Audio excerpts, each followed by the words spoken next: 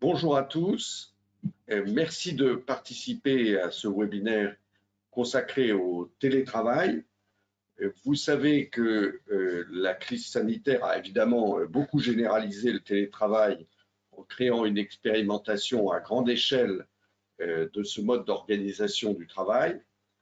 Vous savez également certainement qu'il y a actuellement une négociation nationale interprofessionnelle qui est en cours en vue de la conclusion d'un accord interprofessionnel ayant vocation à remplacer ou à adapter celui de 2005. Et vous savez évidemment que cette question de télétravail pose évidemment un nombre de questions importantes en ce qui concerne les risques psychosociaux et la façon dont les entreprises doivent organiser le télétravail. Alors, le séminaire que nous avons organisé, il est lié au fait que, d'après une étude menée du 31 mars au 8 avril 2020 auprès de 2000 salariés, 18% des personnes présentent des signes de troubles mentaux sévères, anxieux, voire dépressifs. Un chiffre qui augmente encore pour les personnes confinées en couple ou avec enfants, où on atteint 22%. Donc, c'est un sujet qui nous a paru majeur et par conséquent, la matinée, ou plus exactement l'heure et demie qui suit, va être consacrée à l'examen effectivement des conditions dans lesquelles on peut mettre en place au mieux les dispositifs de télétravail. Alors pour cela, je suis pas seulement accompagné, mais seront surtout les animateurs de ce webinaire, mon associé Corinne Potier, qui est spécialisée en matière d'accidents du travail et de maladies professionnelles, et mon associé Charlotte Michaud, qui est spécialisée dans toutes les questions de régime horaire de travail, régime de travail au sein du cabinet. 4 parties. 1. Rappeler quand même les obligations pour l'employeur en matière de prévention des risques professionnels. 2. Quels sont les facteurs d'émergence des risques professionnels. 3. Les actions à entreprendre pour un télétravail réussi. Et 4. Les spécificités en cas d'accident du travail ou de maladie professionnelle en télétravail, puisque effectivement, le fait d'être en télétravail n'exclut pas du tout la législation sur les accidents du travail et les maladies professionnelles. Bien au contraire, on y est couvert. Alors, je vais donner la parole en premier lieu à mon associé Charlotte Michaud, qui va d'abord rappeler un peu quand même le cadre réglementaire dans lequel se situent les questions de télétravail. Bon webinaire à tous et à bientôt. Bonjour à tous. Alors effectivement, depuis plusieurs mois, le télétravail a mobilisé nombre d'employeurs et de salariés. Certains y étaient préparés, d'autres beaucoup moins. Et donc, on devait mobiliser les quelques normes que nous avons en France sur le télétravail. Et ces normes se concentrent juridiquement sur 2 textes. Nous avons l'accord national international de 2005 qui pose quelques modalités et principes directeurs sur le télétravail. Et surtout, nous avons, depuis les ordonnances de 2017, 3 textes.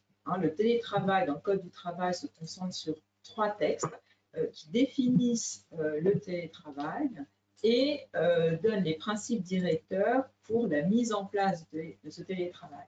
Donc, revenons quand même en premier sur la définition même du télétravail. Donc, le télétravail, c'est une forme d'organisation du travail. Donc, le télétravail n'est pas de la durée du travail, c'est bien une forme d'organisation du travail qui se fait en dehors des locaux de l'employeur de façon volontaire en utilisant les nouvelles technologies. Donc, c'est hors des locaux et de manière volontaire. Et là, c'est important puisque depuis, pendant la période de mars, avril et mai, on était, vous savez, dans un télétravail forcé, contraint pour des raisons de crise sanitaire. Le télétravail n'est plus défini selon une régularité. Le télétravail peut être aussi bien régulier qu'occasionnelle. S'agissant de sa mise en place, le législateur a véritablement laissé le plus de flexibilité possible aux entreprises pour le mettre en place. Donc, il peut être mis en place soit par accord collectif, négocié et conclu avec les partenaires sociaux, soit par charte, hein, c'est-à-dire un document unilatéral, auquel cas il doit être préalablement soumis pour avis au comité social et économique.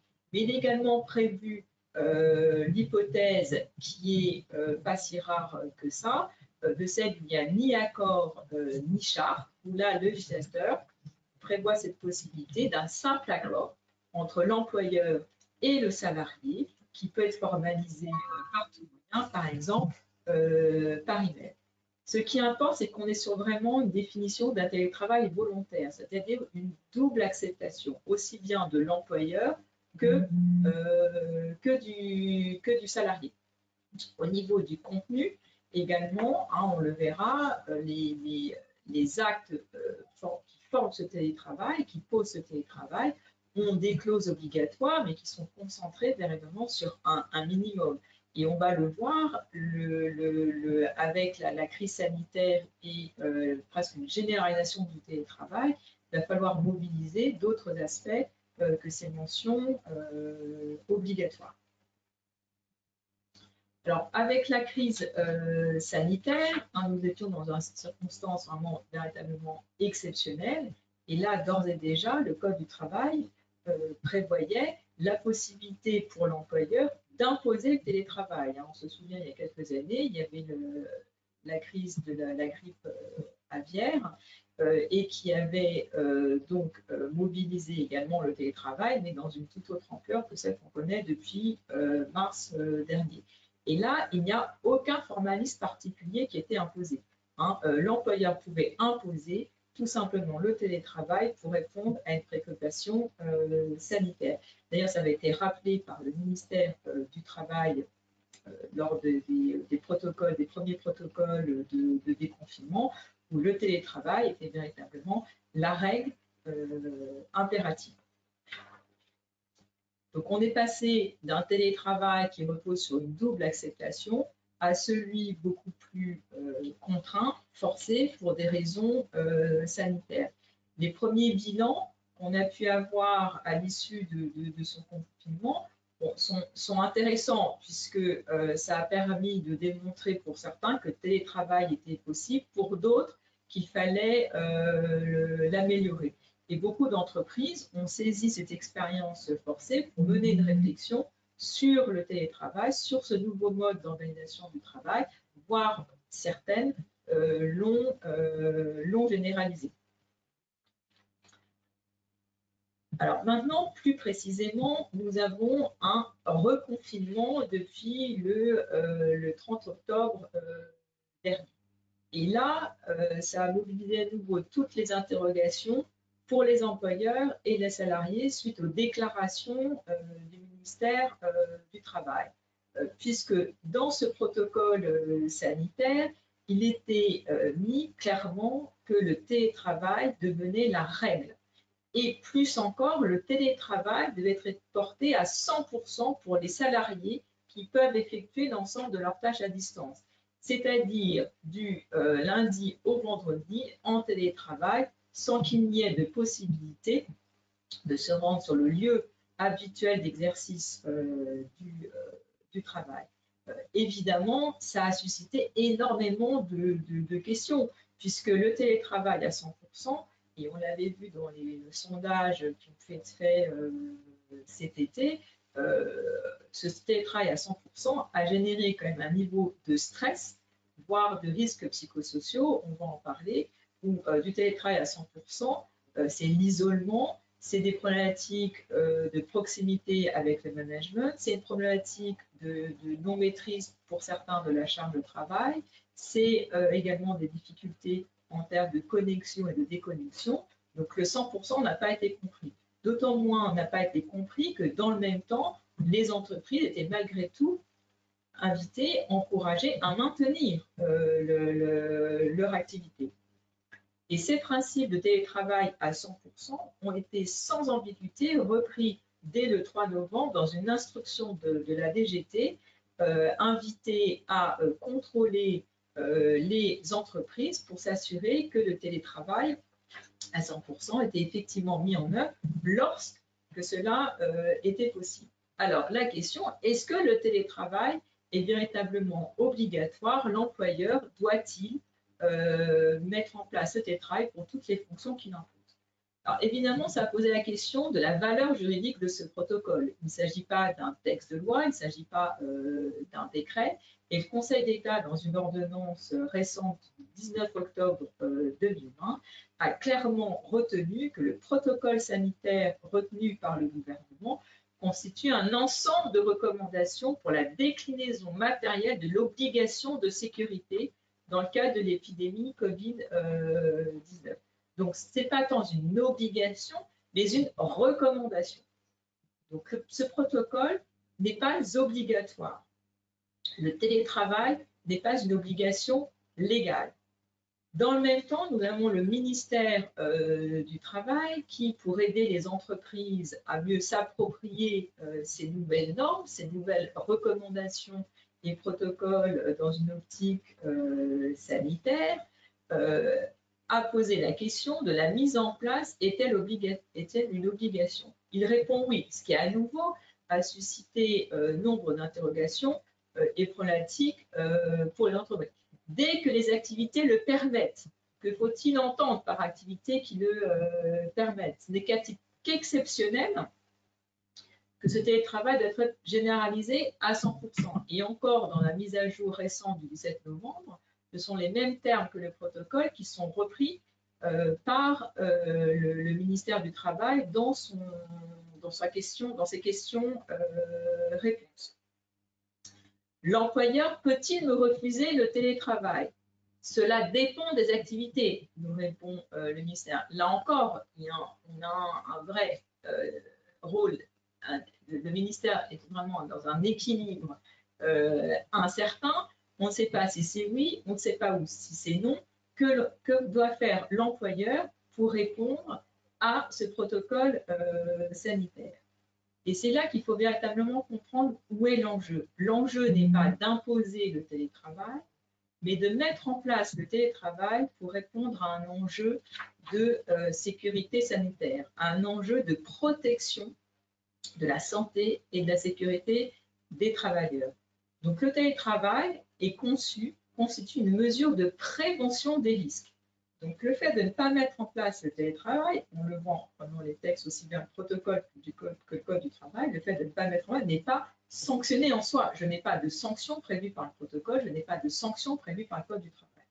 En revanche, si on s'intéresse au télétravail comme une mesure de prévention sous l'angle de l'obligation de sécurité, là, je vais avoir une mise en cause de la responsabilité de l'employeur qui n'aurait pas mis ou n'aurait pas mis tout en œuvre pour favoriser le télétravail afin de répondre à cet objectif de prévention et d'obligation de sécurité qui est là et pour le coup bien inscrit dans le Code du travail à l'article L4121-1 du Code. Donc les sanctions, quelles sont-elles? On peut en premier imaginer un référé judiciaire. Et l'actualité du printemps dernier a montré quand même nombre d'affaires où aussi bien les inspecteurs du travail que les comités d'entreprise ont saisi les tribunaux, estimant que l'entreprise qui faisait travailler ses salariés dans les locaux n'avait pas mis en œuvre les mesures impératives pour favoriser la sécurité et la santé des travailleurs. Les inspecteurs du travail s'étaient également saisis de cette question et avaient même pris l'initiative de saisir le juge des référés pour faire cesser une situation dangereuse. Il faut également avoir à l'esprit que les manquements à l'obligation de mettre en place les mesures de prévention, avec des risques de contamination qu'on connaît, peuvent également donner lieu à une infraction pénale. L'employeur qui ne respecte pas ces principes généraux peut, à la suite d'un contrôle de l'inspecteur du travail, se voir notifier des amendes. Et également, et on le développera un peu plus tard dans la présentation, n'oublions pas la faute inexcusable. L'employeur qui n'aurait pas mis en œuvre les mesures nécessaires pour garantir la sécurité et la santé des salariés et dans une optique de prévention, et qui aurait ce manquement provoquant un accident du travail, voire une maladie professionnelle du salarié qui aurait été contaminé par le virus, pourrait avoir sa responsabilité engagée sous l'angle de la faute inexcusable. Et là, c'est des contentieux qui peuvent donner lieu à des conséquences financières importantes, tant en termes de majoration de rente que d'indemnisation des différents préjudices. Donc, on le voit, le télétravail mobilise et doit encore mobiliser les employeurs. Et l'objectif de notre séance aujourd'hui est de vous aider, de vous donner les clés pour mieux appréhender le télétravail dans cette optique de répondre à une mesure de prévention en cas de contrôle, mais surtout pour prévenir tout accident ou tout incident vis-à-vis des salariés. Donc, je vais laisser Corinne rappeler les principales obligations en termes de risque de prévention de risque professionnel. Oui, merci Charlotte. Bonjour à tous. Je vais vous exposer donc les obligations en matière de prévention des risques professionnels s'agissant du télétravail, puisque c'est vrai que la généralisation du télétravail, cette extension récente, pose forcément la question de quel risque professionnel associé au télétravail, puisqu'on nous dit que c'est une mesure de prévention par rapport à la contamination au Covid-19, mais à côté, on s'est aperçu avec les études récentes que cette mise en place du télétravail générait par ailleurs des risques professionnels et spécifiquement des risques psychosociaux. Et donc, effectivement, aujourd'hui, on s'intéresse à la prévention de ces risques professionnels, à leur gestion, on verra, et ensuite, on interviendra par les spécificités une fois que, hélas, le risque s'est réalisé et qu'un accident ou une maladie professionnelle survient dans le cadre du télétravail. Alors, sur les obligations, finalement, de prévention des risques professionnels en télétravail, quelle spécificité? Puisqu'on n'est pas sur le lieu de travail habituel du salarié, mais on est le plus souvent à son domicile. Donc, vous pouvez se poser la question finalement de qu'est-ce que ça pouvait avoir comme implication en termes d'obligations. Eh bien, il n'y a pas véritablement de distinction à faire entre la prévention des risques en télétravail ou in situ. Les obligations sont strictement identiques pour les télétravailleurs que pour les salariés qui travaillent sur le site. Et ainsi, on a, et l'ANI le rappelle, de 2005, une obligation de veiller au respect des dispositions légales et conventionnelles relatives à la santé et à la sécurité des salariés. Et de façon plus générale, évidemment, s'impose à l'employeur l'obligation de sécurité qui a trait effectivement à la protection de la santé physique, mais également mentale du salarié. Et là, on retrouve les obligations classiques en la matière, qui se déclinent en réalité par la mise en place des principes généraux de prévention. Finalement, le protocole sanitaire qui n'a pas de valeur contraignante ne fait que donner des indications aux employeurs sur quel type de mesures à mettre en place pour prévenir le risque. C'est une déclinaison finalement aussi du concept de je suis employeur et je dois mettre en place les principes généraux de prévention. Alors, donc pas de distinction à faire en réalité que je sois sur le lieu de travail ou que je sois à mon domicile s'agissant des obligations en matière de prévention des risques. Une fois qu'on a dit ça, il importe pour l'employeur d'évaluer, avant de les prévenir, d'évaluer, d'identifier les risques liés au télétravail. C'est la première des obligations.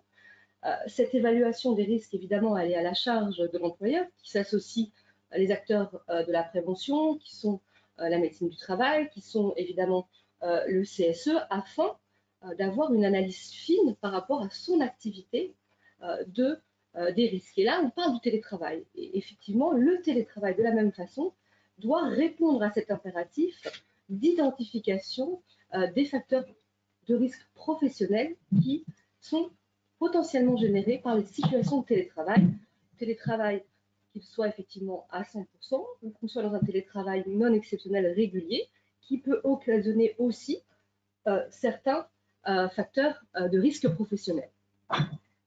Alors, donc, je rappelle cette obligation d'évaluation des risques qui est absolument essentielle et qui doit faire l'objet d'une retranscription dans le document unique d'évaluation des risques. Ainsi, si le télétravail est en place dans l'entreprise, on doit avoir dans le document unique d'évaluation des risques une identification de quels risques sont associés au télétravail, de la façon dont je l'ai, moi, employeur, mis en œuvre dans l'entreprise. Alors, cette obligation d'évaluation a été rappelée récemment dans la situation de crise sanitaire qu'on connaît, puisqu'elle a occasionné, qui plus est, une modification de l'organisation du travail par une mise en place du télétravail souvent généralisé, mais aussi par une réorganisation de l'entreprise pour prévenir le risque de contamination au Covid-19. Et donc, les juridictions ont rappelé cette obligation d'évaluation des risques, cette obligation du coup de mise à jour du DER pour prendre en compte les risques spécifiques liés à cette réorganisation et aussi de façon plus générale aux risques liés à la contamination au Covid-19. Alors, on a pu s'interroger aussi sur, dans cette situation particulière qui a nécessité une réévaluation des risques récents dans l'entreprise, à la consultation ou pas du CSE dans ces circonstances tout à fait particulières. Or, effectivement, sur la mise à jour en tant que telle du DER, il n'est pas prévu une obligation de consultation du CSE. Pour autant, cette obligation de consultation, elle existe dès lors qu'il y a une modification importante des conditions de travail dans l'entreprise, ce qui donc a pu effectivement être le cas récemment. Et donc, les décisions, en tout cas pour l'essentiel, vous verrez qu'il y a quand même une effectivement décision, notamment du tribunal judiciaire de Lyon, qui a finalement écarté cette obligation. Mais les textes, il faut les rappeler, sont quand même clairs. Dès lors qu'il y a une réorganisation du travail, le CSE doit effectivement être consulté et participer à l'analyse et à l'évaluation des risques en vue, effectivement, a posteriori, d'une mise à jour du DER sur ce point. Alors, une fois qu'on a effectivement repris finalement les obligations en matière de prévention des risques, qui encore une fois sont somme toute identiques, s'agissant du télétravail que du travail dans les locaux de l'entreprise, il faut s'intéresser finalement à quel type de risques sont associés finalement à cette mise en œuvre du télétravail. C'est évidemment essentiel dans la situation actuelle, mais globalement, effectivement, même si on est sur un télétravail qui n'est pas mis en œuvre dans des conditions exceptionnelles, il faut de toute façon avoir à l'esprit que des risques sont associés à ce mode d'exercice du travail et qu'il faut les identifier, les prévenir.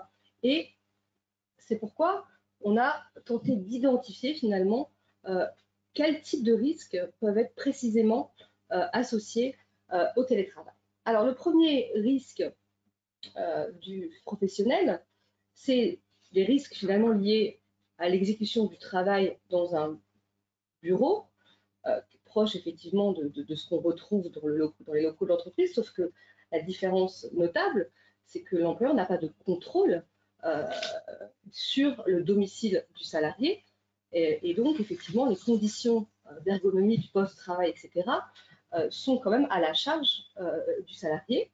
Il peut y avoir effectivement tout un tas de difficultés liées à cet environnement domestique en termes de posture de travail, donc d'adaptation du matériel, de réglage du matériel, en termes de fatigue visuelle, en termes de bruit, de sédentarité également, puisque là, effectivement, le salarié ne se déplace pas, mais reste effectivement chez lui, et également des risques liés à des installations électriques défectueuses, par exemple.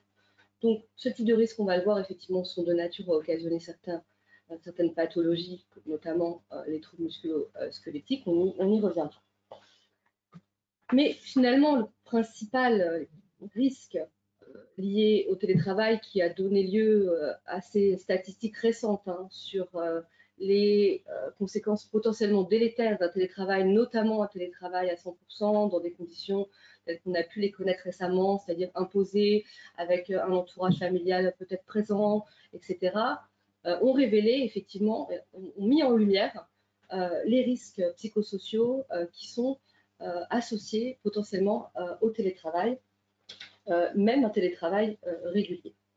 Alors, quand on parle de risques psychosociaux, de quoi on parle? Puisque ces risques psychosociaux ne sont pas définis dans le Code du travail, donc pas de définition juridique. Donc, on retrouve des définitions données par le Bureau international du travail, par le ministère du Travail, et finalement, en synthèse, ça recoupe 3 notions principalement en matière de risques psychosociaux: le stress, les violences internes, le harcèlement moral, harcèlement sexuel, discrimination, les violences externes qui sont associées plutôt effectivement à des personnes extérieures qui concerneront moins la problématique du télétravail.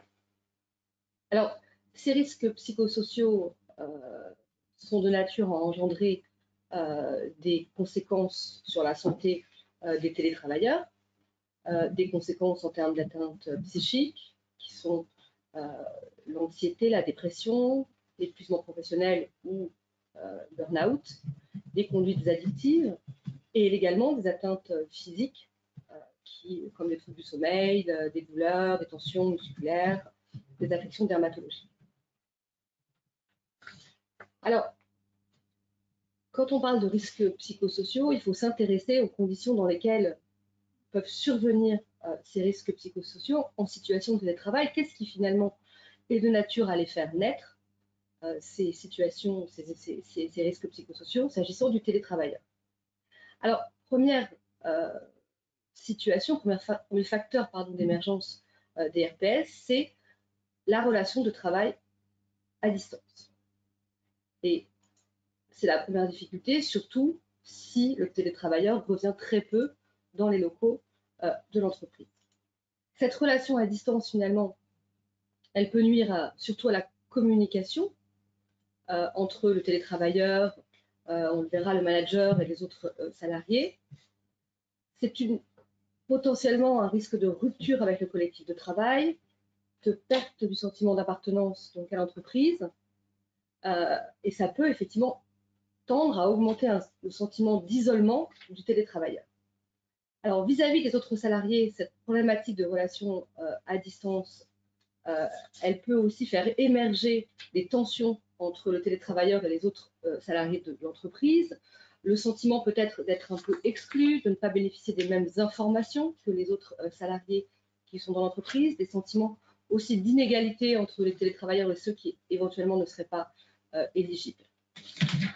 Également vis-à-vis du manager, et ça c'est absolument essentiel, il peut y avoir un sentiment aussi là de distance, une distance qui peut d'abord donner lieu à ce qu'il y a à craindre s'agissant du travailleur isolé de la même façon, et là avec une difficulté éventuellement déjà de communication avec le manager, une difficulté peut-être en termes de visibilité, en termes de reconnaissance par rapport au manager, et en cas de souffrance aussi, une difficulté de repérage par le manager d'une situation de souffrance en télétravail. On comprend effectivement qu'il va falloir mettre en place, et ça Charlotte y reviendra, des actions afin de combler ce risque lié à la distance dans les relations de travail, que ce soit entre les salariés ou avec le manager. Un point de vigilance donc sur le contrôle qui peut être opéré par le manager sur le télétravailleur, puisque ça peut aussi être source de harcèlement, éventuellement, cet hyper-contrôle qui finalement traduit peut-être un manque de confiance dans la relation entre le manager et le télétravailleur, et qui peut effectivement tourner à un hyper-contrôle.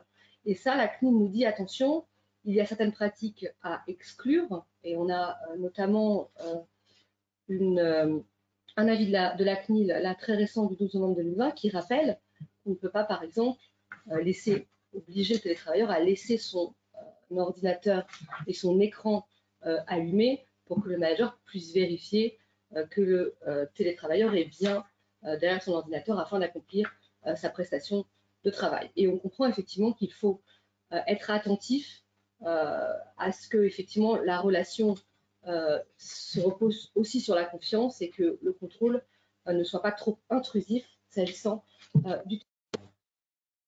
Ça, c'est le premier facteur d'émergence des risques psychosociaux. Le second facteur d'émergence tient effectivement à la difficulté que peut rencontrer le télétravailleur finalement à faire la part entre d'un côté la sphère privée et de l'autre la sphère professionnelle.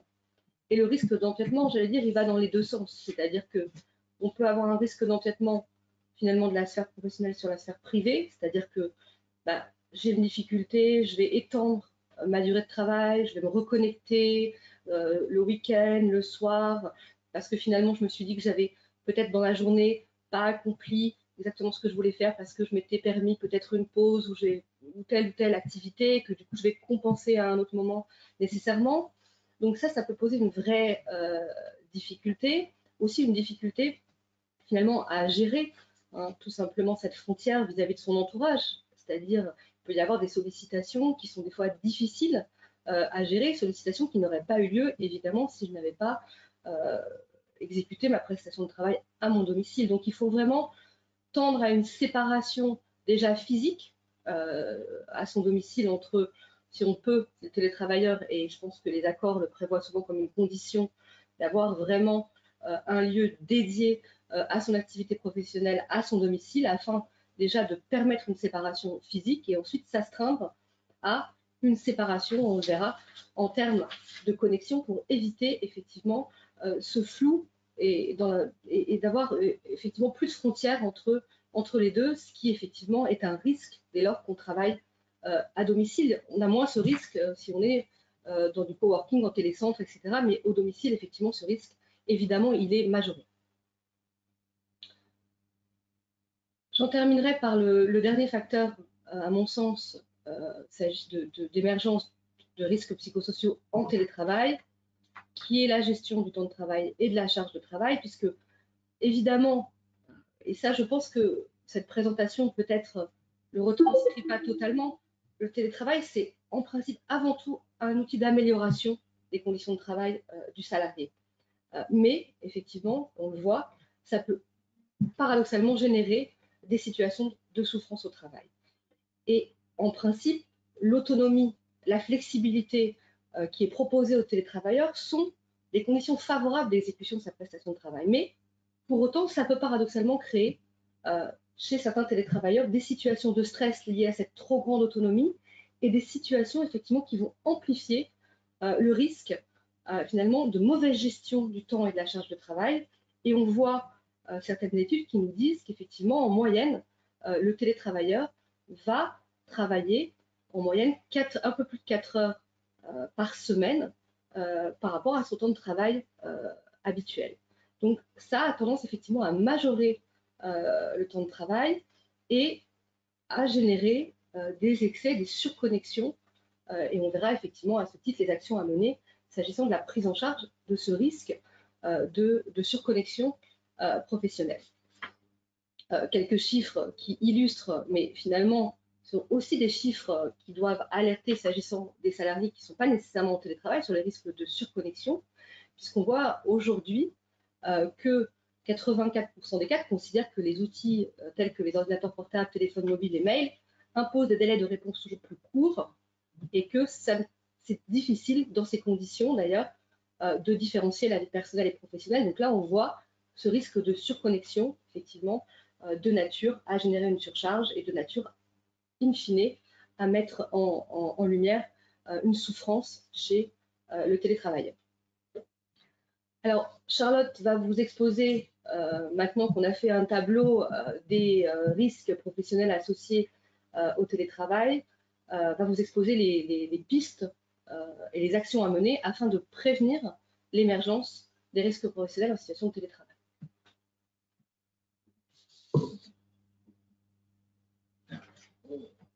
On l'a vu, l'employeur a strictement les mêmes obligations à l'égard des salariés qui sont en télétravail que ceux qui sont sur site. En termes de sécurité et de santé, il y a évidemment une difficulté puisque l'environnement de travail n'est foncièrement pas le même. Les uns sont à domicile, les autres sur site. Et la grande différence, c'est que l'employeur ne peut pas maîtriser l'environnement de travail, le lieu de travail qui est au domicile du salarié, puisqu'on a la sphère privée du salarié et l'employeur ne peut pas porter atteinte à cette sphère et pénétrer au domicile pour s'assurer que tout est conforme et que le salarié est installé dans des conditions conformes à la réglementation telle qu'elle existe sur le lieu de travail. Donc déjà, on voit on a deux mondes différents et pourtant on a légalement les mêmes obligations. Mais surtout, l'employeur a cette obligation qu'a rappelé Corinne, de veiller à mettre en place des mesures de prévention à l'égard des télétravailleurs et d'améliorer celles-ci dans les situations existantes. Donc là, à nouveau, avec un reconfinement, les employeurs ont dû se remobiliser pour adapter les mesures peut-être qui avaient déjà été prises ou commençaient à être prises. Avec ces annonces du gouvernement sur un télétravail à 100%, nombre d'employeurs ont évidemment peiné à déterminer quelles étaient véritablement leurs obligations. Que devaient-ils faire ou ne pas faire? Alors, dans son question-réponse, le ministère tente d'orienter, d'aider les entreprises pour expliquer ce qu'il attend des entreprises pour répondre à cet impératif et quels sont les principes directeurs. Et on retiendra parmi ces premières lignes directrices que l'employeur fixe les règles applicables au télétravail dans le cadre du dialogue social de proximité et doit veiller au maintien des liens au sein du collectif de travail et à la prévention des risques liés à l'isolement des salariés en télétravail.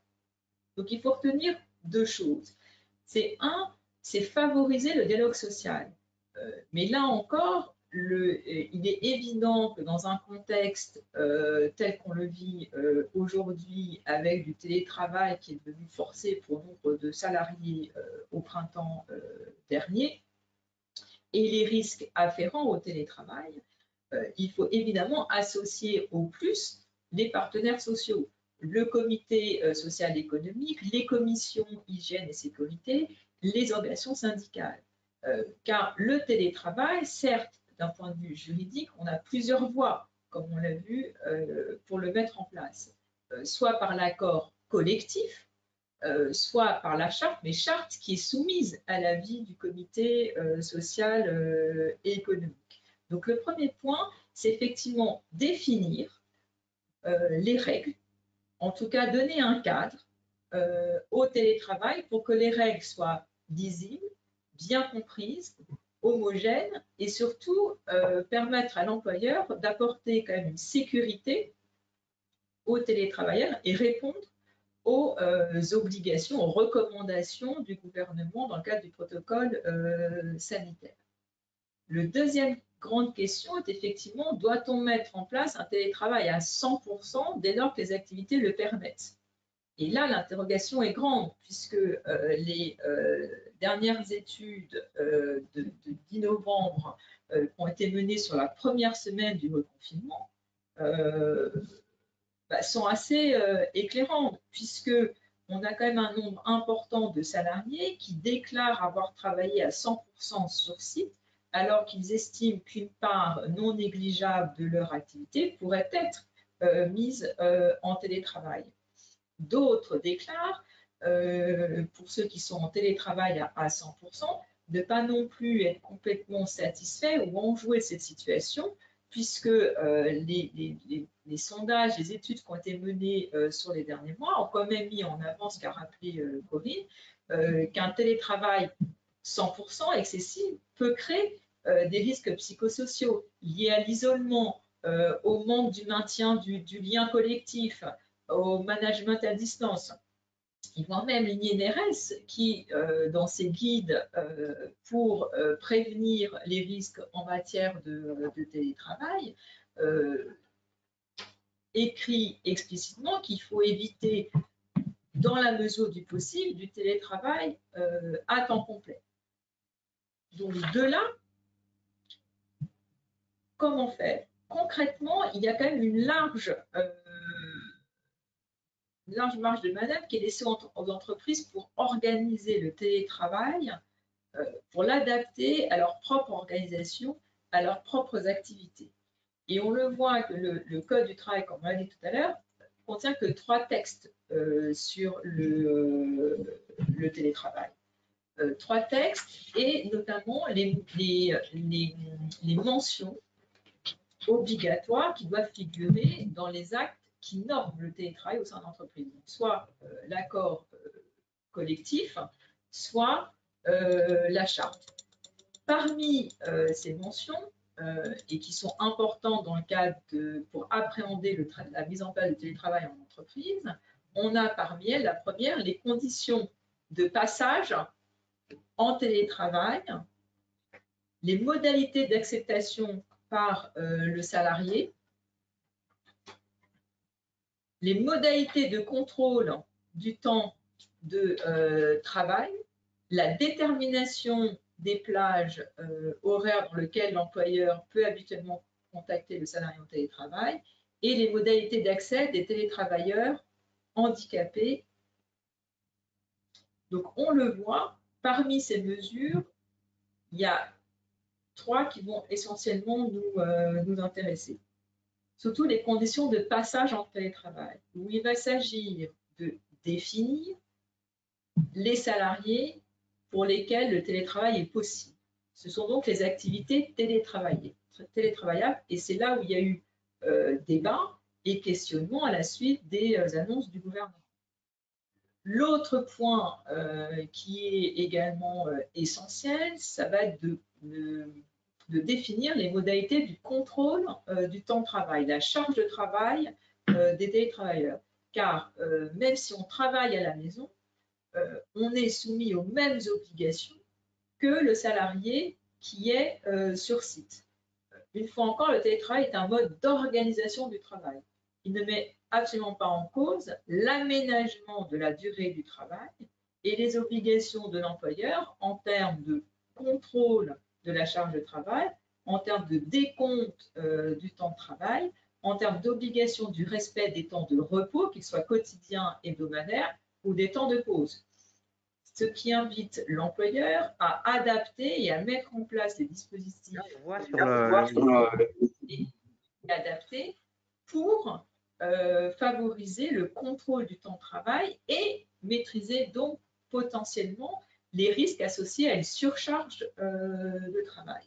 Il y a également, autre point essentiel, la détermination des plages horaires. Et là, les plages horaires, cette mention avait été mise dans un premier temps pour qu'il y ait un véritable équilibre entre la sphère privée et l'activité professionnelle. Mais on le verra, c'est aussi un point important à avoir en tête sous l'angle de la détermination ou de la caractérisation de l'accident du travail, et ça on y reviendra plus tard avec Corinne.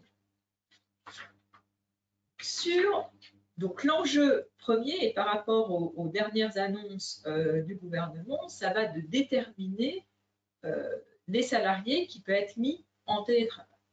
Donc là, le Code du travail ou l'accord national interprofessionnel laisse quand même une assez grande flexibilité à l'employeur et aux partenaires sociaux pour déterminer ce champ des salariés qui peuvent être en situation de télétravail. Le Code du travail ne donne aucun contour.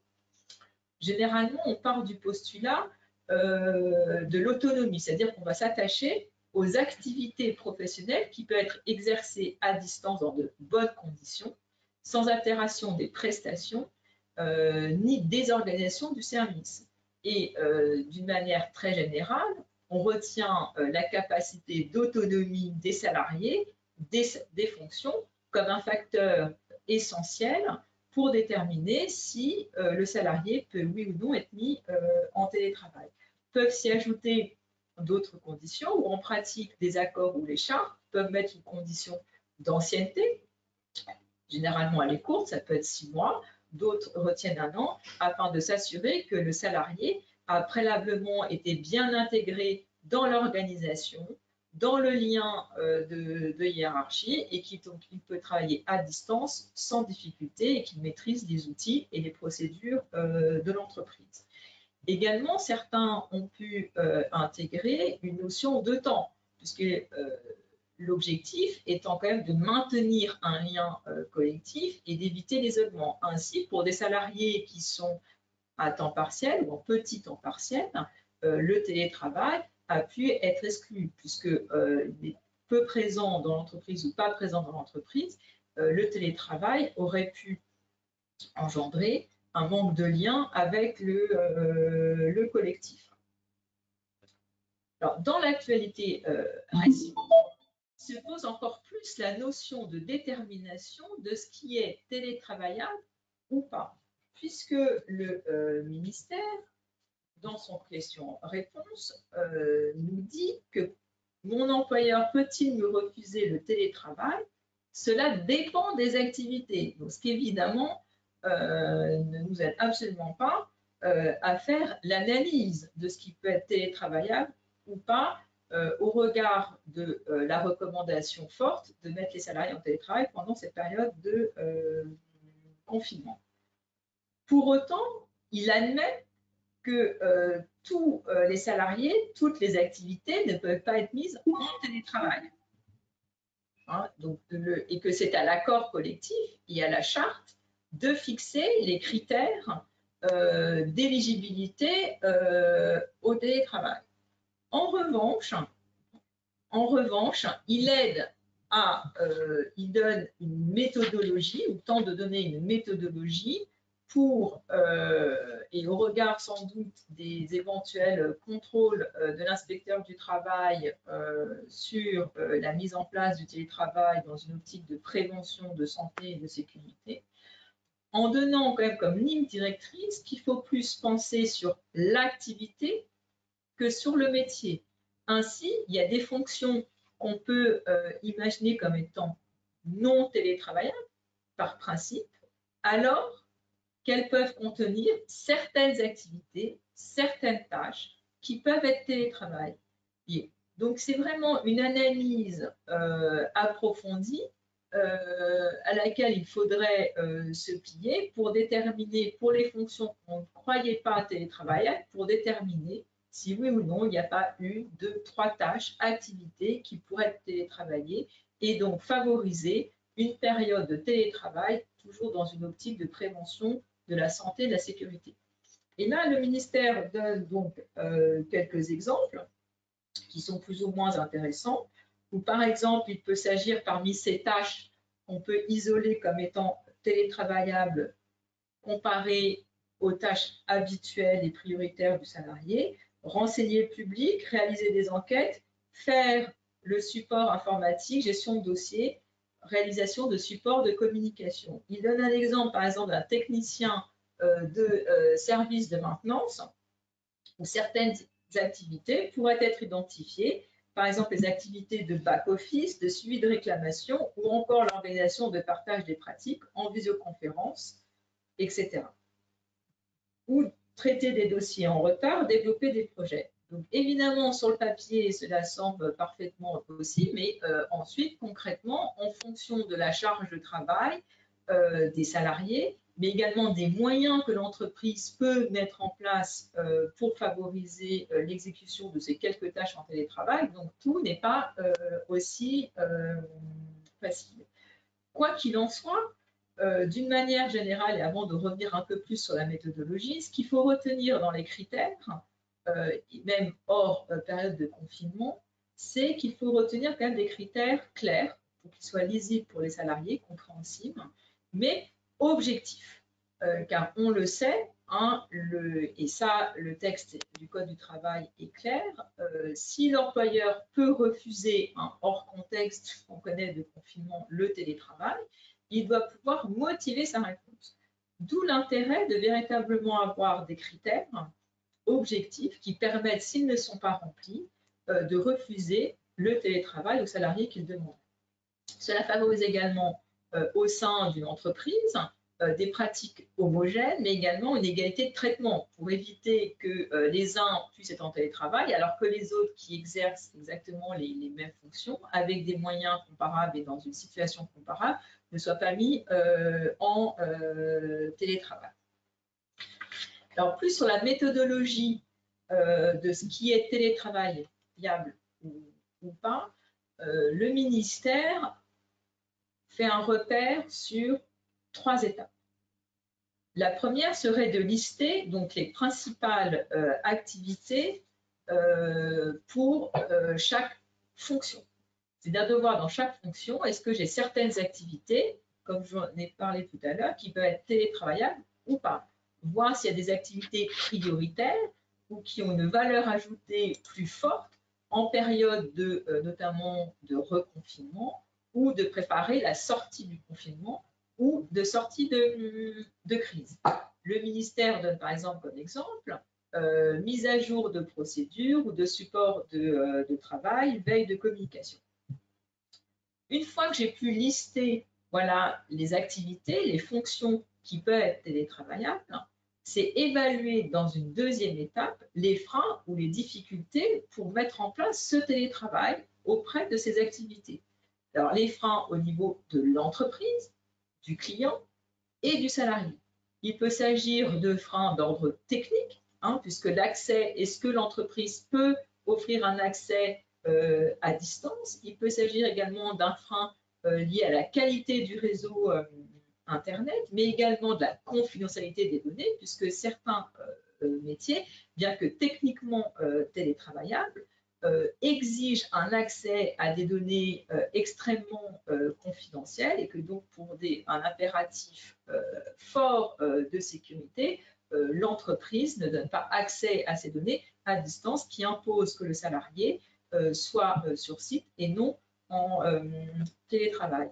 Il y a également le frein qui peut être lié à l'objectif de préserver le lien avec le client.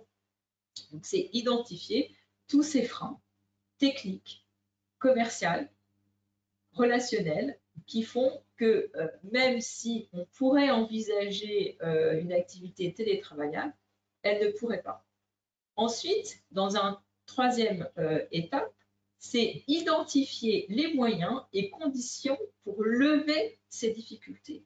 Donc, c'est identifier le matériel, les équipements qui pourraient être mis en place par l'entreprise pour permettre aux salariés de télétravailler. C'est l'installation de connexions sécurisées. Est-ce que je peux permettre l'ouverture de salles de visioconférence? C'est la définition des plages de disponibilité. C'est les formations à distance sur les outils numériques. Ce que recommande également le ministère du Travail, c'est évidemment associer les salariés sur ces analyses pour déterminer si oui ou non certaines activités peuvent être télétravaillables. Donc ce premier enjeu était d'identifier ce qui peut être télétravaillable. Le deuxième, évidemment, une fois que j'ai identifié là où les personnes qui peuvent télétravailler à un degré plus ou moins important, ça va être de m'intéresser, toujours dans un souci de prévention des risques, puisque comme Corinne l'a rappelé, le télétravail peut être un enjeu de risque physique, mais également psychosociaux. Donc il faut évidemment s'intéresser lors de la mise en place de vos outils de télétravail, d'accord ou de chat, à l'environnement domestique et matériel du télétravailleur. Donc, c'est évidemment interpeller le télétravailleur sur la nécessité de s'organiser et de bien différencier temps de travail et temps personnel, puisqu'il faut bien le distinguer dans une optique de maîtriser, on va le voir, la charge de travail et la durée du travail, mais surtout dissocier, avoir un équilibre vie professionnelle, vie personnelle.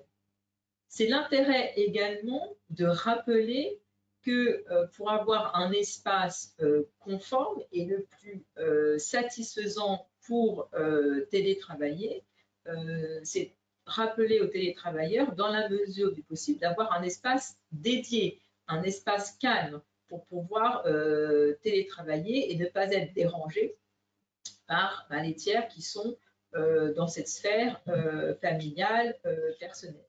Et on a pu le voir, certains accords qui ont ouvert un télétravail, des fonctions qui sont des fonctions effectivement qui peuvent demander un haut niveau de concentration ou d'échange d'informations au téléphone, en vision, ont pu mettre dans les conditions d'ouverture du télétravail, pas seulement dans l'environnement, mais d'ouverture du télétravail, au-delà du critère d'autonomie du salarié, que celui-ci déclare avoir un espace, un lieu dédié où il peut travailler dans le calme, se concentrer.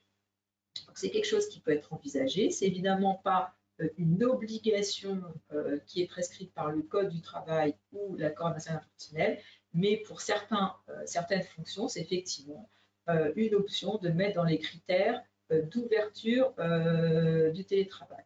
C'est également ne pas oublier, comme le télétravailleur a effectivement les mêmes droits que le travailleur sur site en termes de sécurité et de santé, de penser à lui rappeler quand même les bonnes pratiques, les bonnes conditions pour aménager son espace de travail.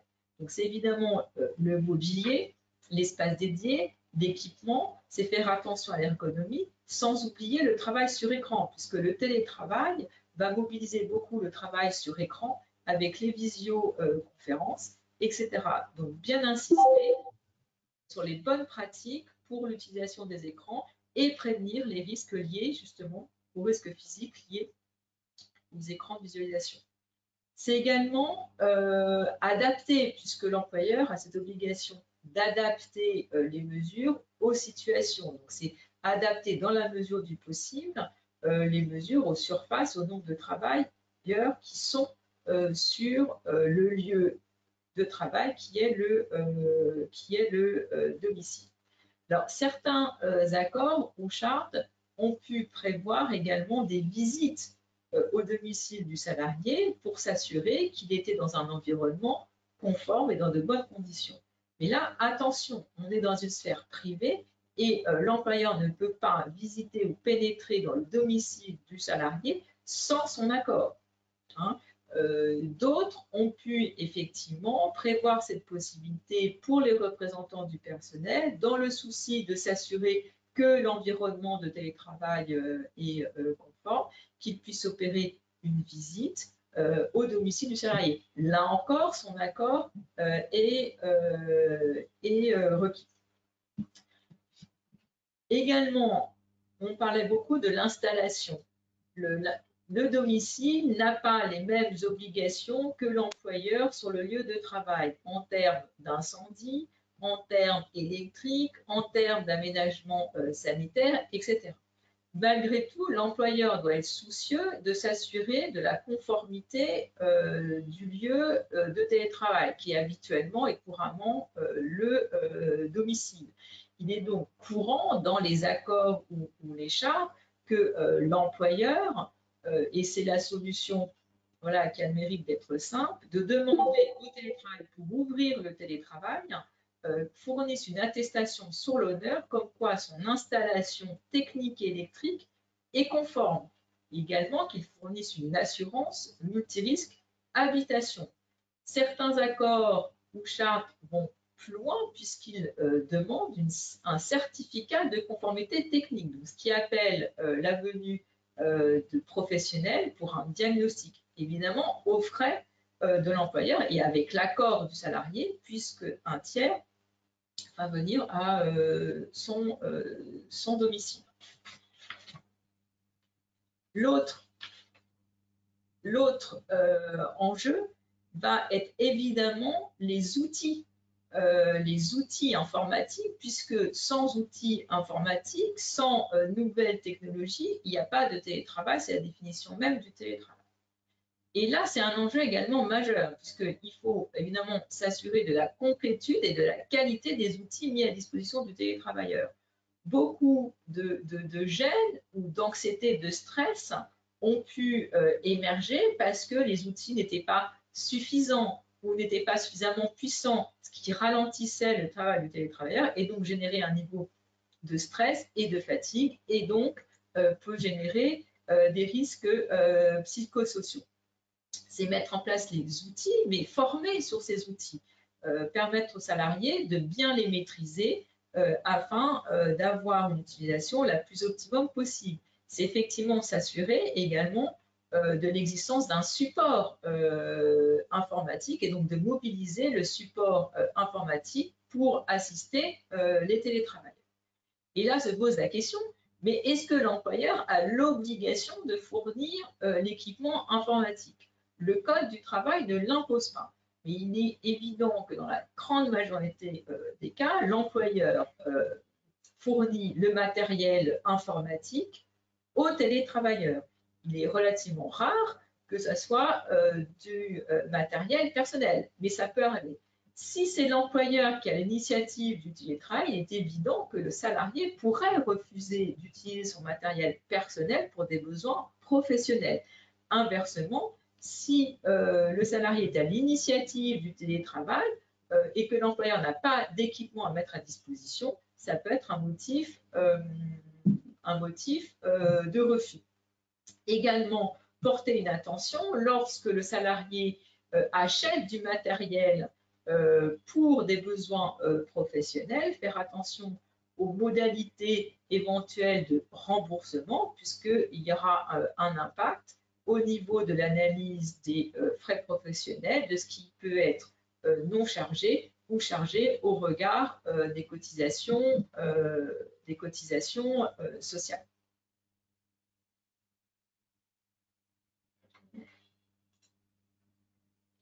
Alors, un des points clés d'organisation et de prévention du télétravail, et ça a plutôt été révélateur sur la période de confinement et post-confinement, c'est les actions pour organiser le management à distance et réguler la charge de travail. Puisque la difficulté, c'est que le télétravailleur n'est pas visible pour son manager et qu'on a un management à distance qui peut créer des difficultés. Donc, c'est une attention particulière qui doit être portée sur le management à distance et la régulation de la charge de travail. Donc, au-delà de donner aux télétravailleurs les outils pour s'organiser, prioriser, c'est sensibiliser les managers sur le suivi de cette charge de travail, sur bien distinguer le temps professionnel et le temps personnel. C'est évidemment prévoir des échanges réguliers, un bilan avec la ligne marge managériale et plusieurs accords se saisissent de ces sujets en prévoyant des points réguliers entre le télétravailleur et ses managers. C'est faire remonter régulièrement les retours d'expérience. C'est évidemment se saisir des modalités d'application du droit à la déconnexion.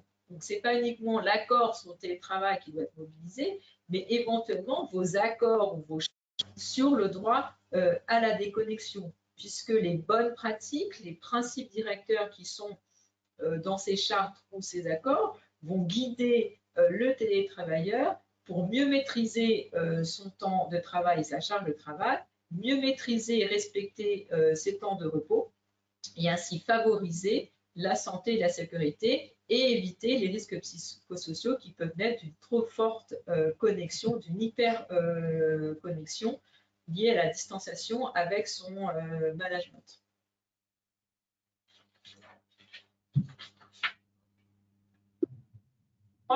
C'est vraiment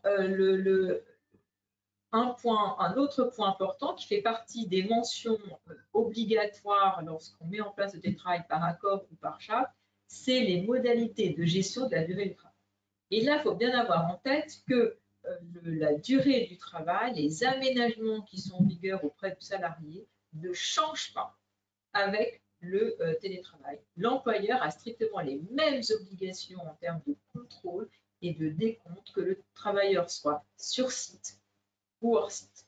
Donc, ce qui appelle une plus grande vigilance et à une plus grande réflexion sur les outils qui vont être mis en place pour favoriser ce contrôle, ce décompte et s'assurer du bon respect des règles en la matière.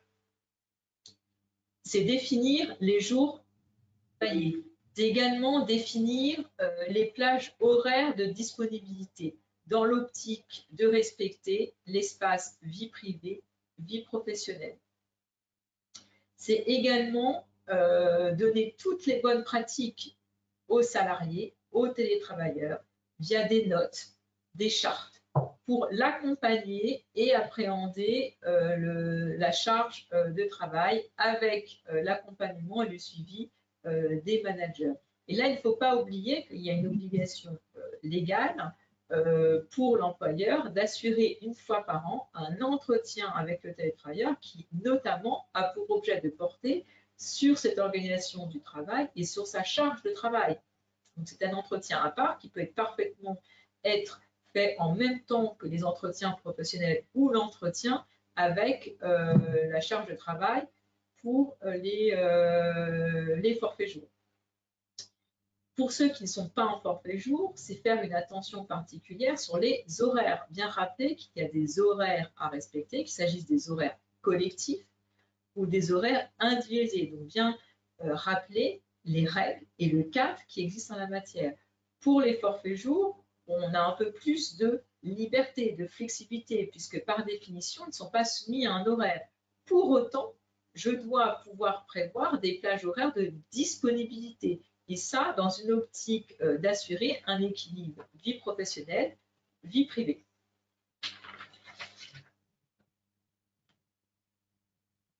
Alors, le temps avance. Alors, on va avancer rapidement également sur les derniers thèmes d'action à entreprendre pour un télétravail réussi. C'est le maintien du collectif. Ça, c'est primordial et c'est effectivement dans une perspective de prévention des RPS que les accords ou les chartes, les réflexions sur le télétravail doivent porter également sur les bonnes pratiques, les règles qui peuvent être mises en place pour assurer ce maintien du collectif.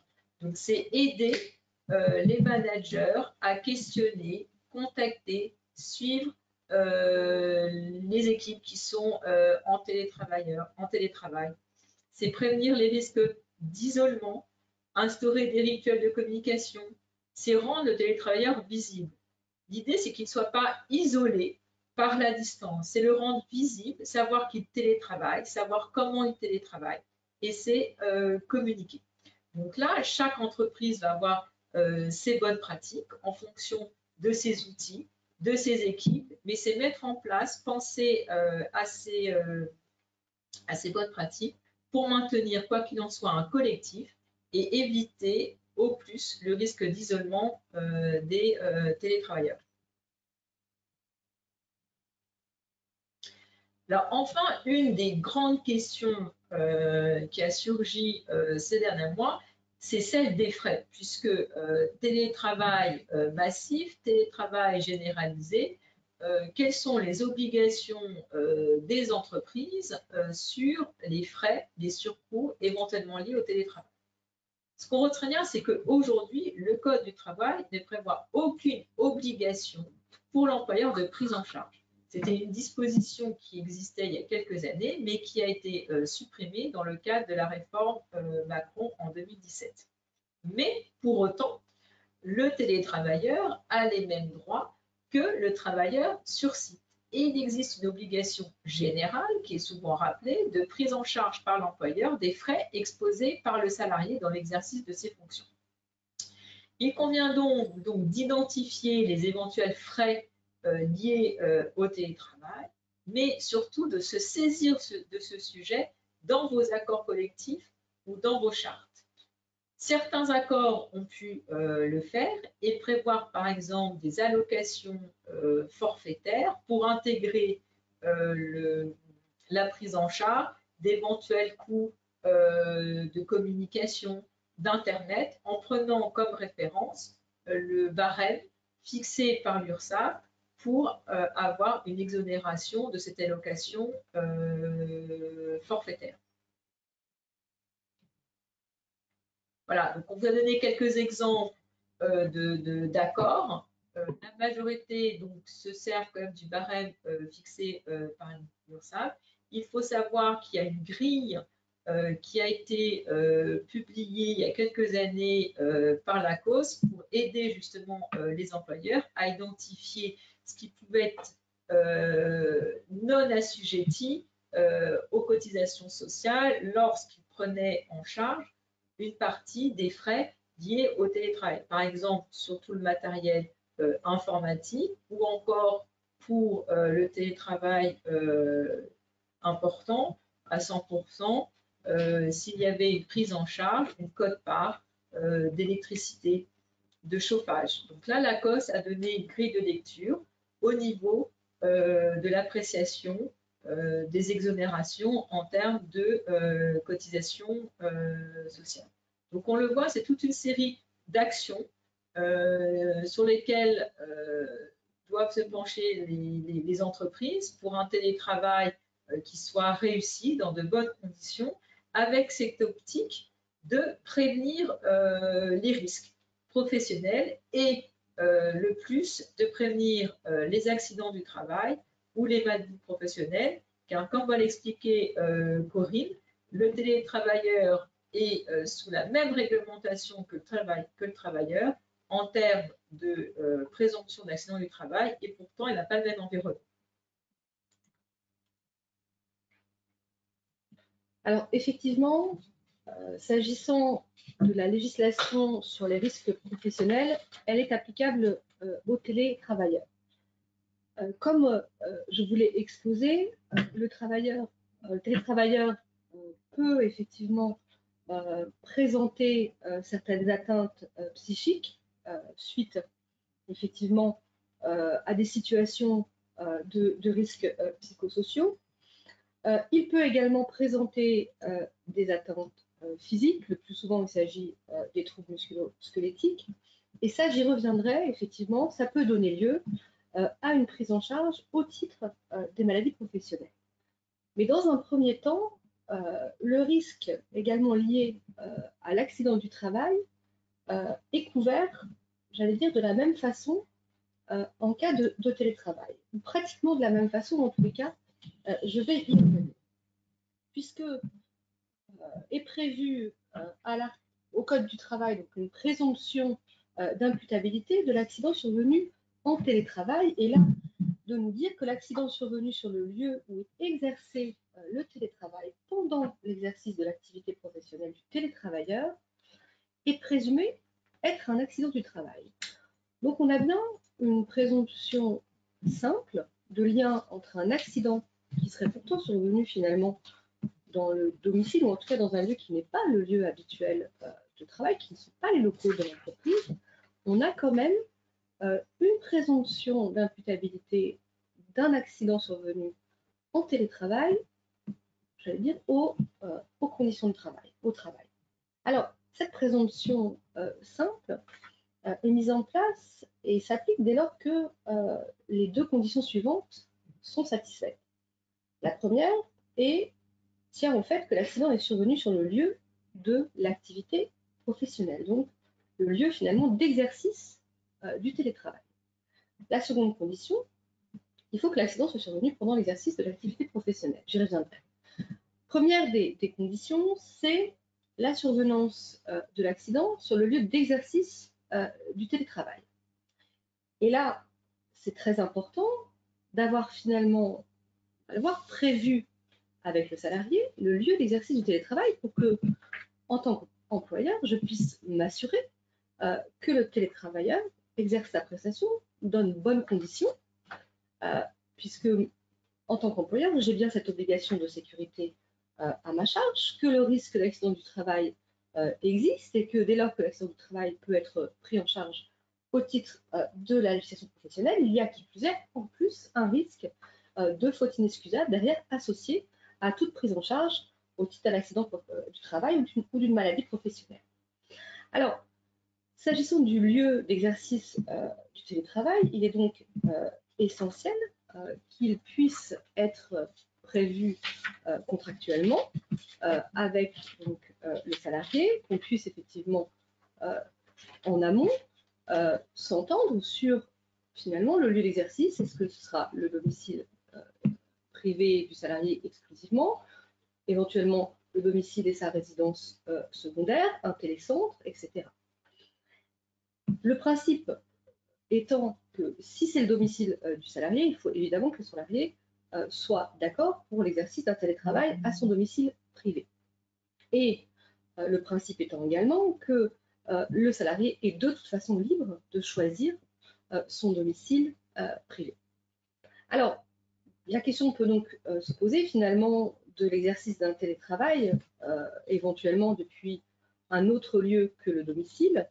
Et encore une fois, à mon sens, l'essentiel étant de le prévoir en amont. Alors si éventuellement le salarié, la question peut se poser, voit son domicile principal, éventuellement qui déménagerait à l'étranger, est-ce que ça peut effectivement être une contrainte qui ferait qu'il y aurait un refus au titre du télétravail? Alors attention là aussi, puisque le principe est quand même, encore une fois, que le salarié est libre de choisir le lieu de son domicile privé. Alors évidemment que pour autant, s'il s'agit d'un domicile qui est à l'étranger, ça peut poser des problématiques en termes d'application de loi au contrat de travail, en termes d'affiliation du salarié à la sécurité sociale, et donc ça peut être des contraintes qui font qu'effectivement la poursuite du télétravail dans ces conditions ne va pas pouvoir s'opérer. Mais il faut effectivement pouvoir justifier, en tous les cas, auprès du salarié de ces difficultés qui font qu'effectivement on ne pourra pas opter par exemple pour un lieu de télétravail à l'étranger. C'est très important parce que si rien n'est prévu au titre du lieu d'exercice du télétravail, la présomption va s'appliquer potentiellement partout. Si je ne prévois rien, l'accident du travail qui survient alors que le télétravail va s'exercer éventuellement dans un lieu public ou n'importe où, dans ces cas-là, effectivement, le risque d'accident du travail existe et la présomption pourra s'appliquer dès lors que, en tant qu'employeur, je n'ai rien prévu avec le salarié s'agissant du lieu d'exercice du télétravail. Ça, c'est la première des conditions d'application de la présomption d'imputabilité de l'accident survenu en télétravail. La seconde est intéressante parce que elle est un petit peu différente de ce qu'on peut retrouver s'agissant de l'accident du travail qui survient dans les locaux de l'entreprise. Puisque là, il faut que l'accident soit survenu pendant l'exercice de l'activité professionnelle. Or, d'habitude, j'allais dire, la présomption d'imputabilité de l'accident dans les locaux de l'entreprise, elle s'applique dès lors que l'accident est survenu au temps du travail et pendant les horaires de travail. Alors que là, finalement, on a une précision qui est apportée, puisque là, il faut que l'accident ait eu lieu, non pas nécessairement pendant les horaires de travail, mais pendant l'exercice de l'activité professionnelle. Donc, là, effectivement, il faudra que le télétravailleur rapporte cette preuve, et effectivement, que même si l'accident survient pendant les horaires, il faut effectivement que le télétravailleur soit en train d'effectuer sa prestation de travail. Je rappelle quand même aussi qu'il appartiendra toujours au télétravailleur de démontrer la matérialité de l'accident, c'est-à-dire que l'accident est bien survenu dans les conditions dans lesquelles il l'expose et d'expliquer les circonstances qui en ont été à l'origine. Ce qui ne sera pas forcément simple dans la mesure où le télétravailleur exerce la plupart du temps le télétravail de façon isolée à son domicile et qu'il y aura certainement peu ou pas de témoins, si ce n'est son entourage personnel. Alors, les implications finalement de la définition et des conditions de cette présomption, on ne les maîtrise pas encore tout à fait, puisqu'il y a très peu finalement de jurisprudence sur l'application de la présomption en télétravail. Pour l'instant, il y a très peu de contentieux sur cette question.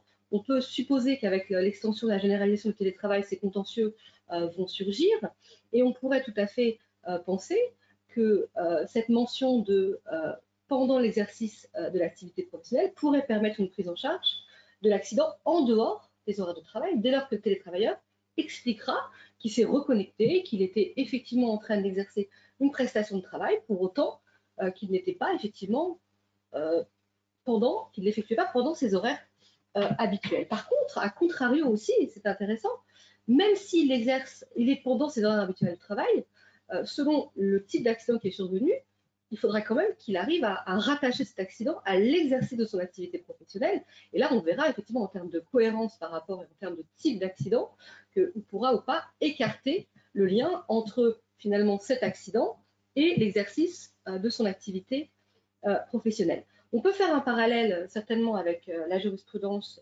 en la matière s'agissant de la mission, où là on voit que la présomption s'applique sur du début jusqu'à la fin de la mission et que ça n'est que en cas d'interruption de la mission pour des motifs personnels que là on peut écarter le bénéfice de la présomption et on voit que la jurisprudence est hyper stricte et va avoir une appréciation finalement très large et donc va finalement, j'allais dire, appliquer la présomption, et ça n'est que dans certaines circonstances tout à fait précises que cette interruption pour motif personnel va pouvoir être retenue, et on voit qu'elle est de moins en moins retenue au bénéfice d'une présomption, là encore, élargie s'agissant de la mission.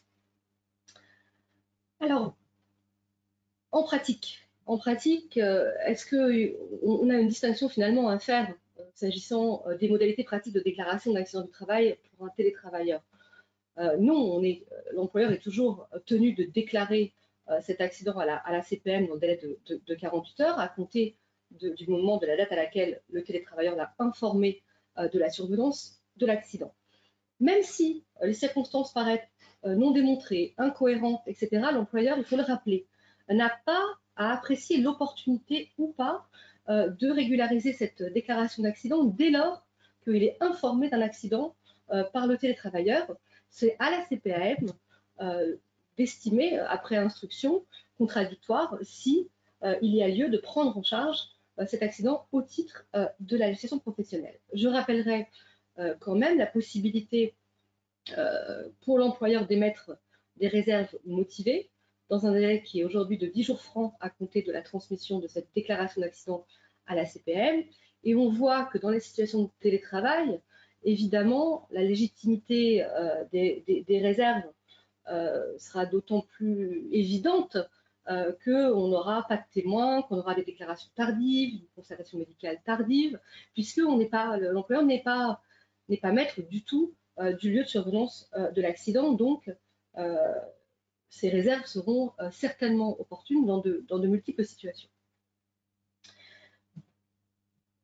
J'ajoute que s'agissant des spécificités de la prise en charge d'accidents en télétravail, on a certainement à attendre des décisions de justice sur ces problématiques, parce qu'aujourd'hui on est vraiment au début, à mon avis, de ces contentieux, et ça va faire surgir certainement de nombreuses incertitudes, et notamment, par exemple, pour vous donner une illustration, sur la qualification d'accident de trajet, puisque, en principe, l'accident de trajet, évidemment, n'est pas tarifé, c'est-à-dire que le coût de ces accidents de la circulation entre le lieu d'exercice du travail dans l'entreprise et le domicile du salarié, qui sont des accidents de trajet qui peuvent être très lourds en termes de conséquences, puisque des accidents de la circulation, par exemple, aujourd'hui, ils sont qualifiés d'accidents de trajet dès lors que je me rends de mon domicile à mon lieu de travail et que je rentre chez moi de mon lieu de travail à mon domicile le soir. Sauf qu'on sait que, par contre, tout trajet qui a lieu entre deux lieux d'exercice d'une prestation de travail est qualifié d'accident du travail.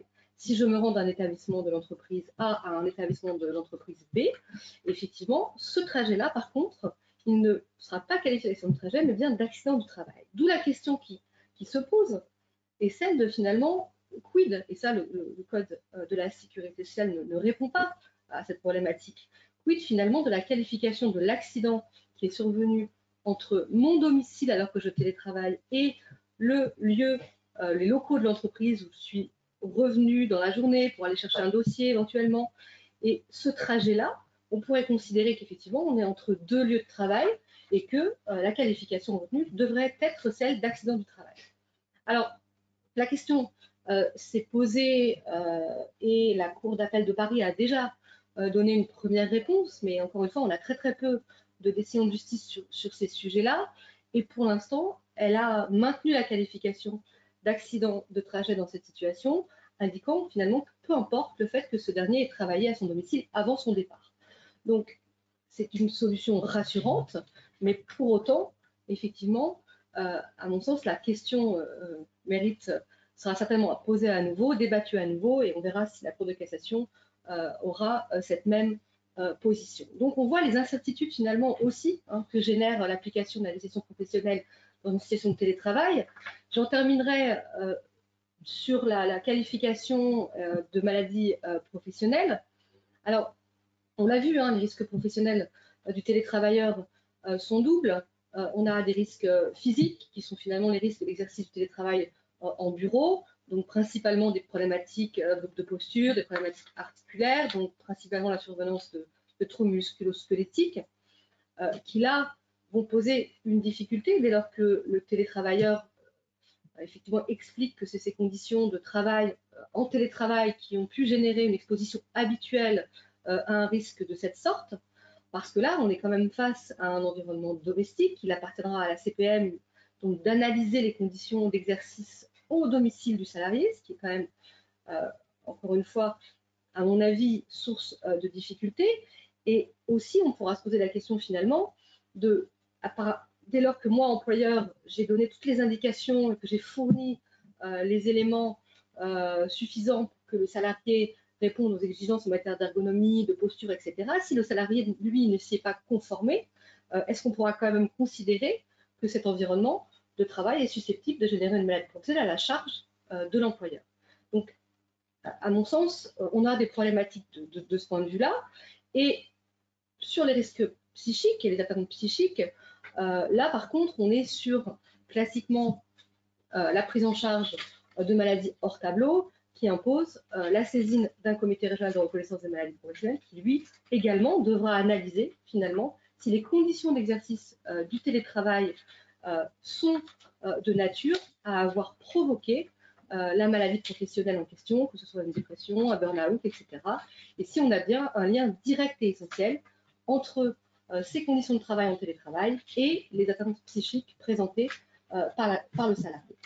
Donc, on voit effectivement que les risques en télétravail existent, qu'il faut les analyser, les identifier, les prévenir, et que dès lors qu'ils se sont réalisés, il faudra être en mesure d'expliquer et de mettre en évidence tout ce qui a été fait par l'entreprise justement en termes de prévention pour, si le risque s'est réalisé encore une fois, prévenir effectivement le risque qui est également celui de la faute inexcusable et qui aujourd'hui est un risque qui, pour être écarté finalement, va appeler l'analyse des conditions et des mesures de prévention que l'employeur va avoir mis en place. Et ce sera ça le curseur, ce sera ça le critère qui va déterminer ou pas la condamnation de l'employeur en faute inexcusable, à savoir est-ce que les mesures qui ont été prises ont été suffisantes.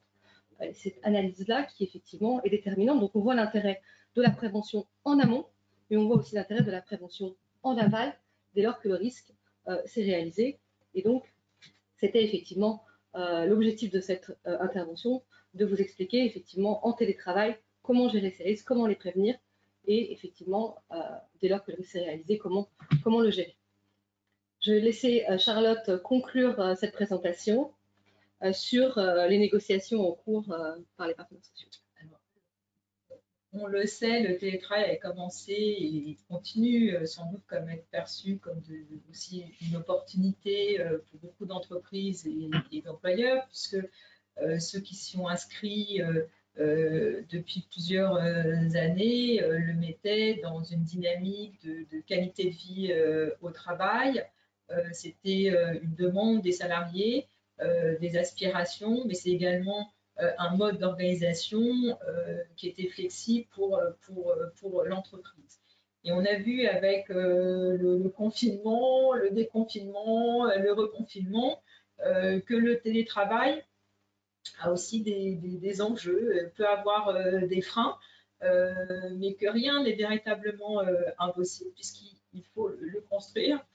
Le télétravail, voilà, maintenant, ne s'improvise plus nécessairement, mais il doit faire l'objet d'aménagements structurés, mais aussi pragmatiques par le dialogue social, par des chartes. Et là, l'objet de nos échanges avec vous, c'était également le voir comme une mesure de prévention, puisque, comme l'a dit Corinne, il y aura sans doute voilà, de nouvelles voies de sources de différends, de litiges qui vont porter sur la santé et la sécurité même du télétravailleur. Et donc, important de se saisir de ces sujets en amont pour instituer les bonnes pratiques qui favorisent la prévention. Et ce télétravail mobilisé massivement depuis des mois a relancé des discussions au niveau interprofessionnel pour prendre note des retours de cette expérience forcée liée au Covid-19. Et ainsi, les partenaires sociaux au niveau interprofessionnel ont établi en septembre dernier un diagnostic sur le télétravail, duquel est ressorti voilà, plusieurs axes, plusieurs pistes de travail, notamment avec l'enjeu lié à une perception d'inégalité de situation, avec pour certains voilà, de nouvelles fractures au niveau numérique, sur l'enjeu également de renforcer l'attractivité de l'entreprise et des emplois, mais également l'enjeu d'anticiper et d'adapter les pratiques du télétravail et d'adapter encore plus l'organisation du travail avec une vigilance sur les pratiques managériales pour les faire évoluer dans un sens de maintien du collectif. C'est également la prise en compte de la diversité des lieux de travail, mais une analyse fine des missions, des activités éligibles au télétravail. Et de ce diagnostic, ce qui en est ressorti et ce qui est le maître mot finalement du télétravail, c'est que le télétravail ne peut être véritablement réussi que s'il repose sur la confiance entre le télétravailleur et l'entreprise, le management et l'employeur. Que s'il y a une autonomie, une responsabilité, une responsabilisation aussi des télétravailleurs.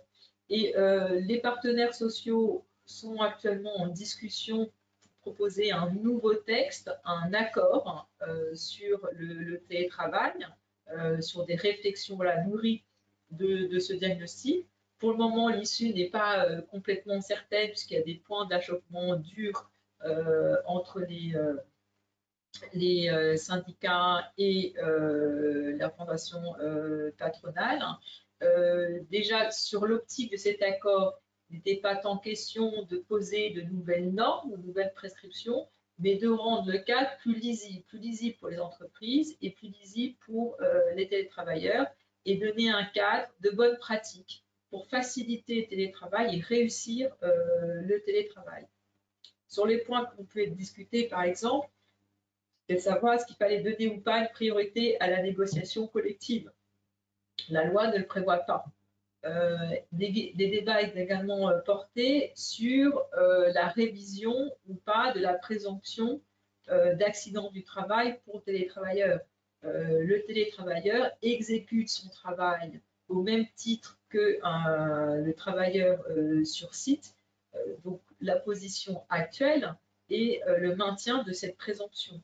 En revanche, on peut constater sur les derniers échanges des avancées par rapport à la question des frais professionnels, sur le fait d'être plus lisible, plus transparent sur cette prise en charge des frais professionnels et d'indiquer aux salariés dans des informations, dans des notes, ce qui est pris en charge par pris en charge. Et également avoir une réflexion sur les modalités de prise en charge. Mais le point également qui est important, qui fait l'objet d'échanges intenses au niveau de ces négociations, c'est le point sur l'éligibilité des salariés. Il appartient en principe à l'employeur d'avoir cette responsabilité de déterminer les populations éligibles. mais dans une optique de dialogue social, voilà, de mettre en place le télétravail par accord collectif sur une base du dialogue social, c'est d'ouvrir cette question avec les partenaires sociaux. Donc on le voit, il y a beaucoup de questions, beaucoup d'enjeux avec le télétravail, mais c'est aussi une opportunité de créer et de refondre ce nouveau mode d'organisation du travail. Et il appartient maintenant aux entreprises de s'en saisir et surtout de le structurer tout en restant pragmatique pour prévenir la santé et la sécurité. Alors, nous vous remercions d'avoir été avec nous pendant ce webinaire. Alors, le temps passe, nous n'avons pas encore répondu aux questions, mais on va répondre via la plateforme. Et en tout cas, n'hésitez pas, si vous avez d'autres questions ou points qui vous semblaient importants d'approfondir, de nous faire savoir et nous vous répondrons avec Corinne. Bonne journée à tous et à bientôt.